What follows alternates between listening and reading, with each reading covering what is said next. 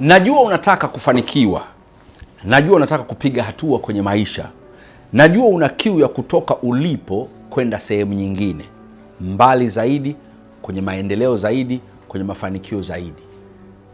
Najua unatamani kuongeza value au thamani ya maisha yako. Sasa kuna vitu ambavyo natamani nikupe vitatu ambavyo ni kama hatua, naziita hatua ambazo zitakusaidia kukusukuma kwenda kwenye haya mafanikio. Usisahau kwamba kwenda kwenye mafanikio sio ndoto ya usiku mmoja kesho yake umetumbukia kwenye mafanikio. Hapana, hata waliofanikiwa hawajawahi kuwa hivyo hata siku moja. Walipita kwenye hatua, waliamua kufanya hatua fulani, waliamua kuishi maisha ya aina fulani, waliamua kufanya maamuzi ya aina fulani, waliamua kuhusiana na watu wa aina fulani. Lazima upite kwenye hatua fulani, na mimi nataka nikupe hatua tatu zitakazo kupush, zitakazo kusukuma kwenda kwenye mafanikio yako.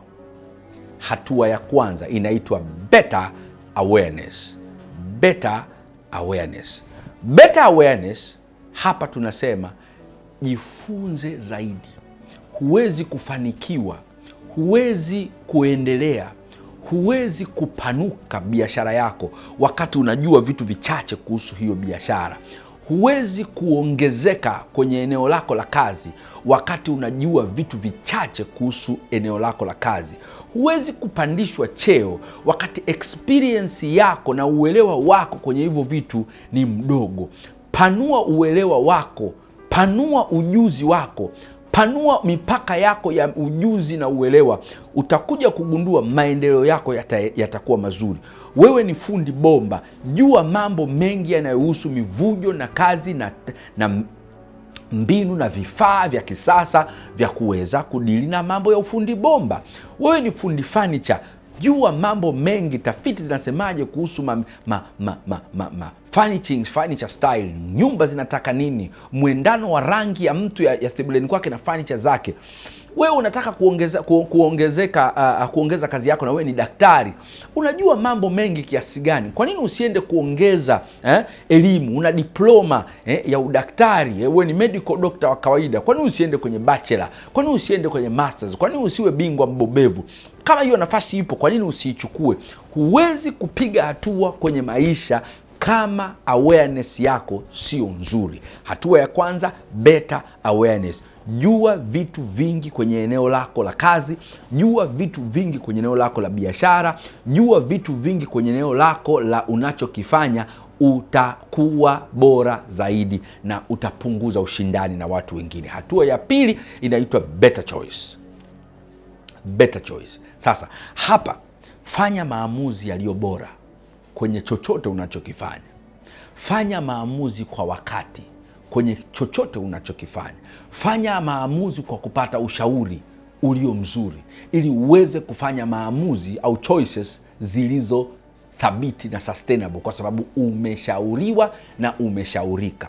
Kuwa makini katika kuimplement choice zako. Usifanye choice tu wakati afu kaziacha hapo. Lazima uimplement, lazima uexecute.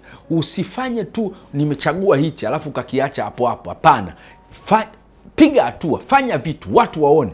Usiogope kukosea. Kukosea kupo, kukosea ni hatua. Unaona, don't procrastinate. Unawaza hichi leo, unaahirisha. Unawaza hichi kesho, unaahirisha. Vitu vinabaki kwenye makaratasi, vitu vinabaki kwenye proposal, vitu vinabaki kwenye policy, lakini hakuna utendaji wa aina yoyote. Better choice itakusaidia sana kukupush kwenda kwenye mafanikio. Hatutaki watu tu ambao wanauelewa, tunataka watu walio tayari kufanyia kazi na maamuzi ule uelewa wao. Na jambo la tatu au hatua ya tatu inaitwa better results.